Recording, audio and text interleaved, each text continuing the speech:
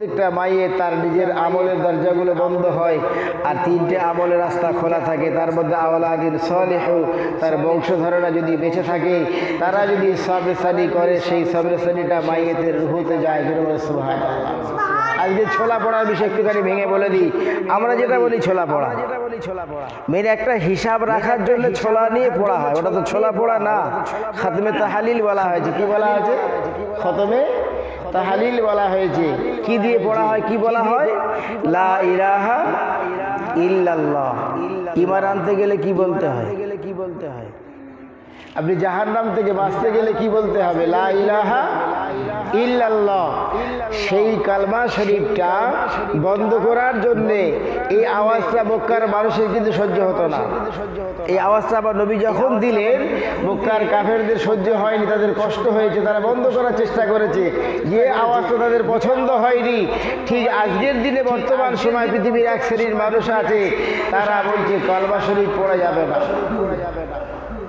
আর এটা আল্লাহর নামে জিকির। রাসূল বলছেন যার শেষ বাণী হবে লা ইলাহা ইল্লাল্লাহ, রাসূল বলছেন দাখালাল জান্নাহ, সেই মানুষটা জান্নাতে যাবে। জোরে বলেন সুবহানাল্লাহ। আর সেই কলমাটা বন্ধ করার লাইন, এ জিকির করে জীবিত মানুষগুলো সবরেসানি করছে। আল্লাহ যা কিছু পড়েছি মাইয়েতে রুহুতে পৌঁছে দেন। অর্থাৎ এটা অবশ্যই বারহাক ভালো কাজ, এটা করা জরুরি এবং দরকার। কারণ যিনি মারা গেছেন তিনি ফেরেশতা না। তিনি ফেরেশতা না, তারও প্রয়োজন আছে। আমাদের ফাতেমাতুজ জোহরা নিজের ইন্তেকালের সময় উম্মে সালামাকে বললেন, আম্মাজি আমি গোসল করে নিচ্ছি। আলী কারামাল্লাহ বাড়িতে নেই, যদি বাড়িতে আসে বলবেন যে ফাতেমা গোসল করেছে। যদি আলীর মনে হয় আমার আবার গোসল দেবে, অসুবিধা নেই, তবে আমি কিন্তু আমার গোসলটা করে নিচ্ছি আম্মাজি, আলীকে জানিয়ে দেবেন। এটা আমার জীবনের শেষ গোসল। আমি গোসল, উনি গোসল করলেন, নিজে গোসল করে উযু করে এসে শোয়ার সময় বললেন, আম্মাজি আমি এখানে শুয়ে পড়ছি, এটা আমার জীবনের শেষ শোয়া। কে বলছে? ফাতেমাতুজ জোহরা ওখানে বসে বসে কিছু ওসিয়াত করেছিলেন। একটা বর্ণনা এসে আলীকেই করেছিলেন ওসিয়াতগুলো। এনে স্বামী আলী কারামাল্লাহু ওয়াজহু, আমি আপনার ঘরে আসাতে গেলে আমার ব্যবহারে, আমার কাজে, আমার কর্মে যদি কোনো আঘাত দিয়ে থাকি, আল্লাহ রাস্তা আমাকে ক্ষমা করে দিন। ওগো আমার স্বামী আলী কারামাল্লাহু ওয়াজহু, শোনেন, আমার ব্যবহারে যদি কোনো ব্যথা পেয়ে থাকেন, দুঃখ পেয়ে থাকেন, আল্লাহ রাস্তা আমাকে মাফ করে দেন। আমার ছোট বড় কথার যদি কোনো কষ্ট পেয়ে থাকেন, আল্লাহ রাস্তা আমাকে ক্ষমা করে দেবেন। আর কটা ওসিয়াত আপনাকে করি, আমি যখন ইন্তেকাল করে যাব, আমার লাশটা রাতের অন্ধকারে জানাজার ময়দানে নিয়ে যাবেন, চাপা দিয়ে নিয়ে যাবেন, জানাজায় বেশি লোককে জানাবে না, আমার লাশটা রাতের অন্ধকারে দাফন করে দিন।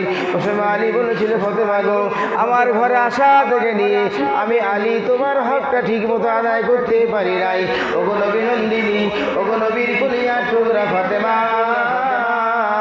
আমি আলী তোমার সাথে যদি কোনো খারাপ ব্যবহার করে থাকি, আমার কোনো আচরণে তোমার যদি দুঃখ লেগে থাকে, ব্যথা লেগে থাকে, আল্লাহ রাস্তা আমাকে মাফ করে দেবে।